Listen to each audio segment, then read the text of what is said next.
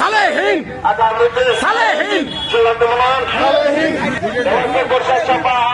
সালেহীন নওগাঁ এক আসনে পরিবর্তন চাই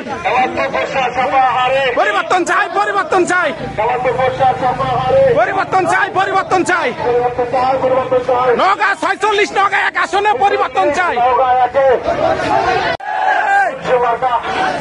আরে জোরে ধানের শীষ বার্তাটা কি ধানের শীষ আরে জোরে ধানের শীষ বিজয়তে ধানের শীষ আগামীতে ধানের শীষ দেখে দেবে ধানের শীষ আগামীতে কোটে যাবে ধানের শীষ নেতা আছে আছে নেতা আছে আছে নেতা আছে আছে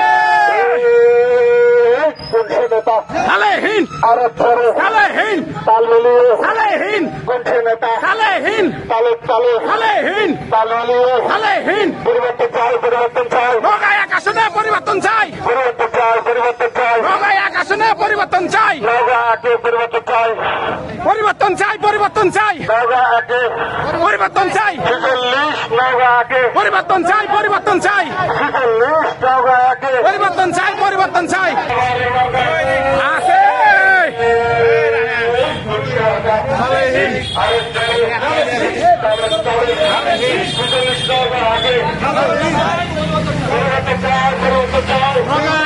পরিবর্তন চাই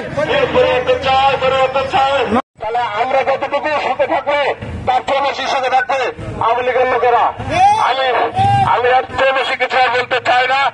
আগামী দিনে ৪৬ নওগাঁ এক আসনে চূড়ান্ত মনোনয়ন দেওয়ার জন্য আমি বিএনপির ভারপ্রাপ্ত চেয়ারম্যান জনাব তারেক রহমানকে এখানে উপযুক্ত প্রার্থী হিসাবে অ্যাডভোকেট মাহমুদ সালেহীন ভাইকে মনোনীত করার জন্য আমি সামনাভাবে অনুরোধ জানাচ্ছি। আহমেদ বাংলাদেশ জিন্দাবাদ, জিন্দাবাদ, তারেক রহমান সবার অপেক্ষা বাংলাদেশ। আজকের আমাদের এই বিক্ষোভ বিক্ষোভের মূল উদ্দেশ্য হচ্ছে যে আমাদের প্রাথমিক অবস্থায় যে প্রার্থীর নাম ঘোষণা করা হয়েছে সে তো চূড়ান্ত মনোনয়ন পায়নি। আমরা বিএনপি করি, আমরা ধানের শীষ করি, আমরা ধানের শীষের পক্ষে আছি। যে প্রার্থী ধানের শীষ নিয়ে আসবে আমরা সংঘবদ্ধভাবে সেই প্রার্থীর বিরুদ্ধে আমরা কাজ করবো এবং ধানের শীষকে আমরা বিজয় করব। কিন্তু বর্তমানে যার নাম ঘোষণা করা হয়েছে তার ভাইয়েরা কি করছে, বিভিন্ন ভাবে মানুষকে হুমকি ধমকি এবং মেরে ফেলারও হুমকি দিচ্ছে, তার প্রমাণ আমাদের কাছে আছে। আজকে কি করছে, আজ কোন সাংবাদিক কে কিভাবে নিউজ করছে সেটা শেয়ার করার জন্য থানায় গিয়ে আজকে আমাদের দলের ছাত্র দলের একসাথে ছেলের নামে তারা কিভাবে অভিযোগ করে আসতে পারে। এই দলের ছেলের নামে যদি এখনই অভিযোগ করে ভবিষ্যৎ তারা ক্ষমতা আসলে আওয়ামী লীগের থেকে আমরা বেশি নির্যাতিত হব। আমরা জানি ভবিষ্যতে যেন ধানের শীষের যে প্রতীক নিয়ে আসবে তার পিছনে কাজ করব। এসব সন্ত্রাসীদের যেন দেশনায়ক তারেক রহমান কোন মতে নমিনেশন না দেয়, ধানের শীষের প্রতীক সে যেন বিবেচনা করে। এখানে যারা কারা নির্যাতিত নেতা যাদের বিরুদ্ধে কোনো মামলা নাই আপনারা সবাই জানেন। এটা কে বলছে, এটা সাংবাদিক সাক্ষাৎকারে আমরা দেখেছি গত ১৭ বছরে তাদের বিরুদ্ধে কোনো মামলা নাই। কি করে আজ তারা আবার প্রাথমিক অবস্থায় মনোনয়ন ঘোষণা করার পরও মানুষকে হুমকি ধুমকি দিতে পারে, কাউকে বিএনপির উপরে বিএনপি ছাত্র দলের ছেড়ে উপরে এসে অভিযোগ করেছে থানায় এসে, এই সাহস তারা কোথায় পায়?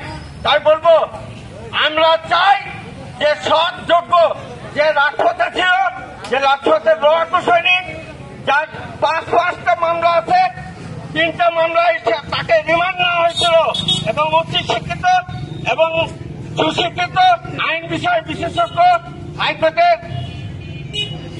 অ্যাডভোকেট, বর্তমানে হাইকোর্টের অ্যাডভোকেট মাহমুদ সালেহীনকে আমরা যেন ধানের শীষের প্রতীক সে নিয়ে আসতে পারে এবং তাকে যেন মনোনয়ন দেওয়া হয়। এই প্রত্যাশা করে আমি আমার বক্তব্য শেষ করছি। আল্লাহ হাফেজ। ৪৬ নওগাঁ একে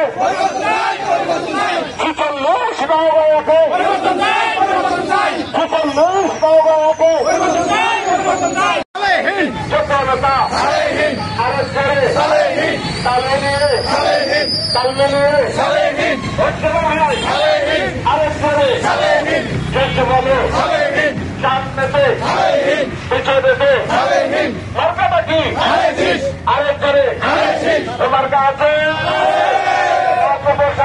মার্কা আছে